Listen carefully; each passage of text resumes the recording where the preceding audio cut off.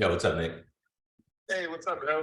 Hey, I got a story on another line. So we've already told her about our program that we have that we'd be able to work with her, kind of just in essence. We just told her we had a program and that you'd explain it.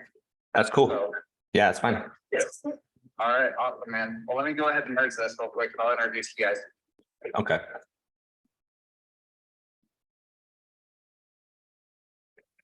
Hey, Storia.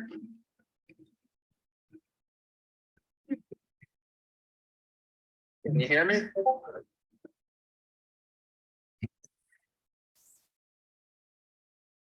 Hello? Yes, I'm here.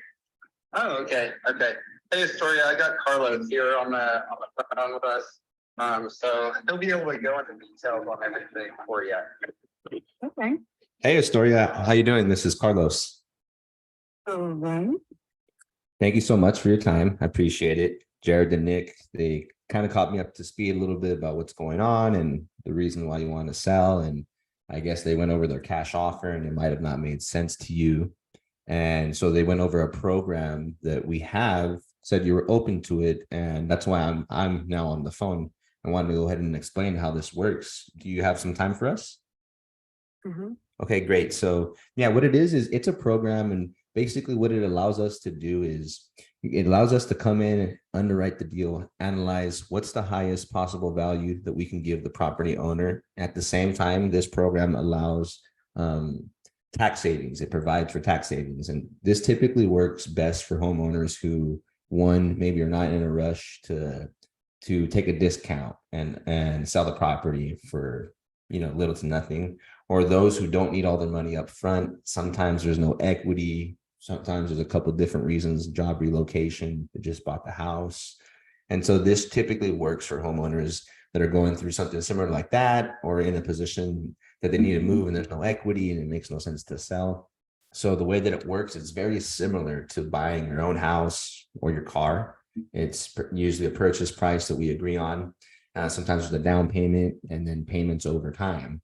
And you might have even done this in the past with items that you have in your own household. If you ever sold anything to like friends or family on payments, that's just called seller finance. And that's what this is.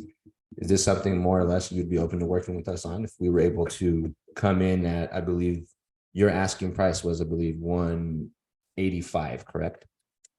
Mm-hmm. So the way it works is we come in, we usually have the highest asking price. That's totally fine. We're able to do 185,000. Now I understand that there's a mortgage left in place for roughly 170 grand, correct? Mm-hmm. Mm-hmm. And I was aware that at one point you had another gentleman, the spouse at the time, was on title, and I believe it went through some type of probate, correct? Mm-hmm. And did you get all of that cleared up, and is it now just solely in your name? Right. Okay. And then what is your interest rate attached to the $170,000? I think it's 2.9. My husband was really old. Okay, 2.9. And yeah. Okay. And overall, do you know the payment every month to the mortgage, like the principal and interest, including taxes and insurance? The last time I checked, it was $11.50. Okay, $11.50. And is there any other HOA fees or maybe solar panel fees or any other additional fees that you pay every month? No. Okay. So the way this would work is typically we look at the property, we look at the condition of the property, and from there we typically have a couple ways that we buy. Now, I just wanted to ask a couple questions on the condition so I can get a good understanding and a feel for the condition of it. As far as the cosmetic work and the inside, would there be any money that I would need to put into the property to bring it up to more like of a market standard, like 2023 standard? I mean, you would have to, the bathrooms are what need to be upgraded in this house. But other than that, I did upgrades all over the house. We put in new floors, painted all the walls. Okay, so you did the floors and you did some paint. How long ago did you do those?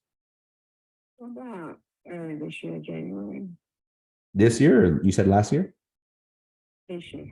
Okay, recently changed that. So what about the roof? Is that more than 10 years old? Would you know? No, it's not. It's about 7. 7 years, okay.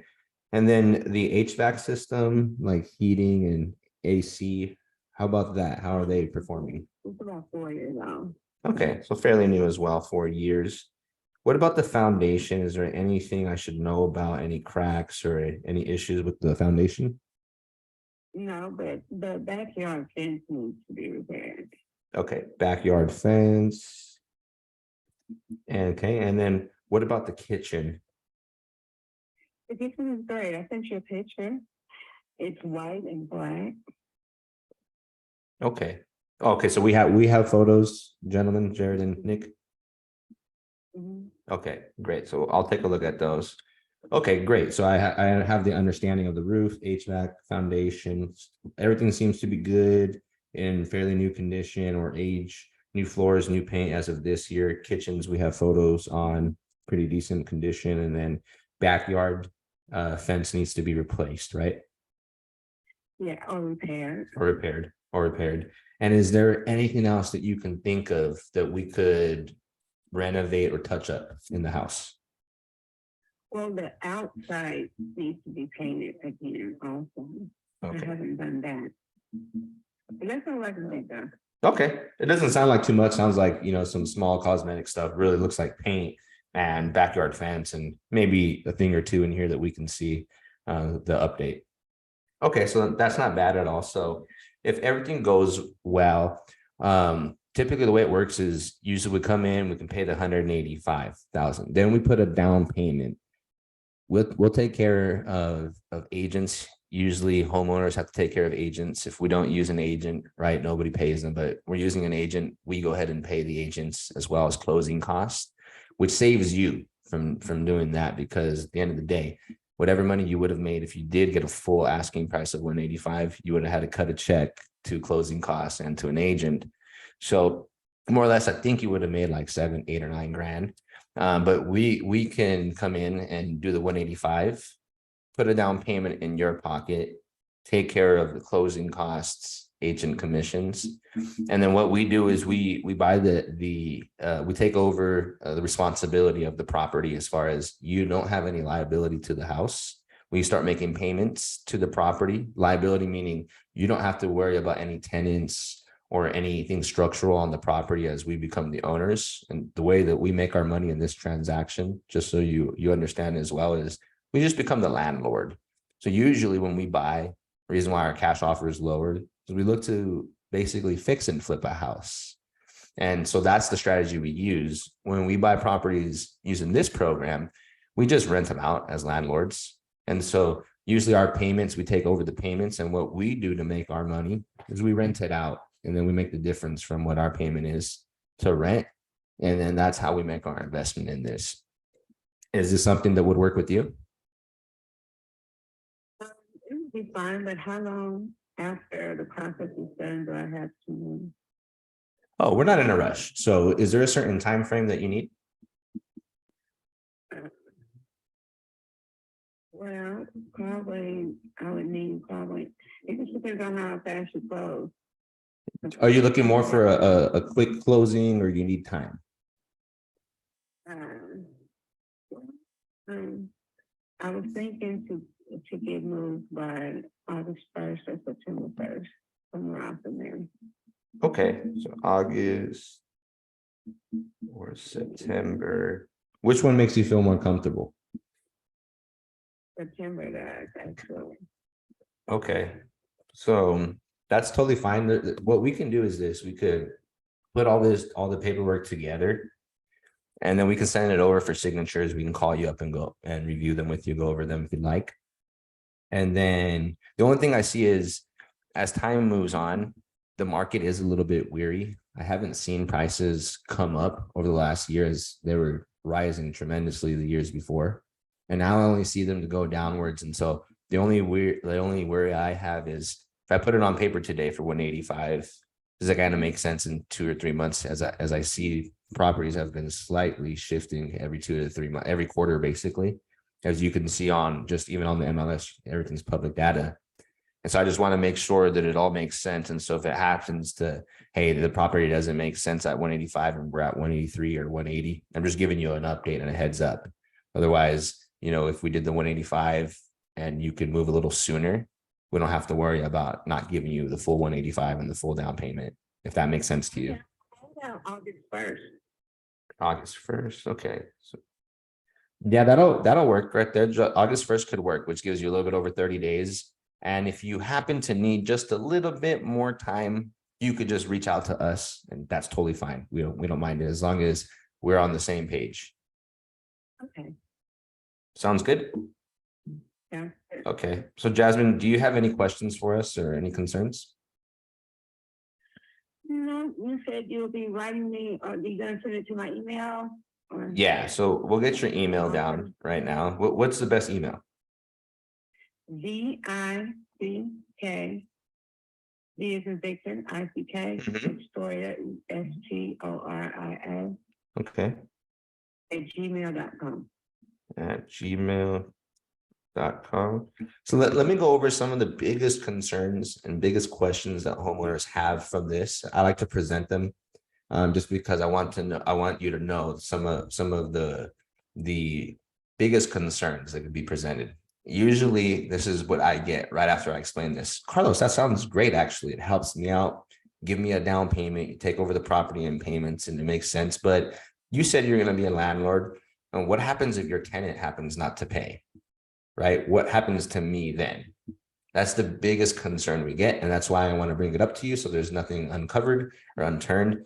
This is how we solve that problem. Is when I send you over the documents, we always use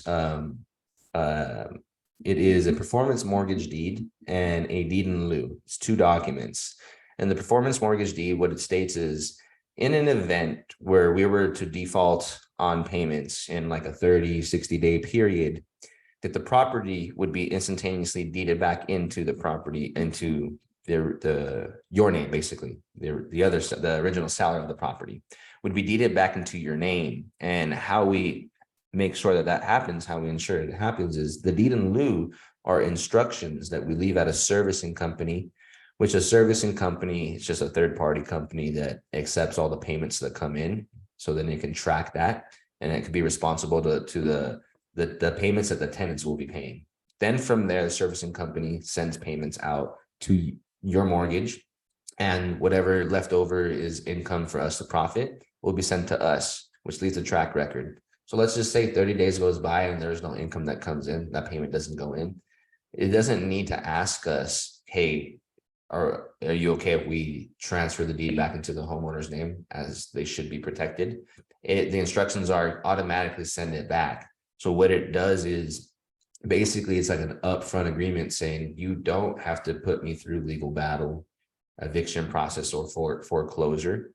Though that really never happens to us. I bring it up because it is a concern. It's number one with us. And here's some ways how I overcome that as well.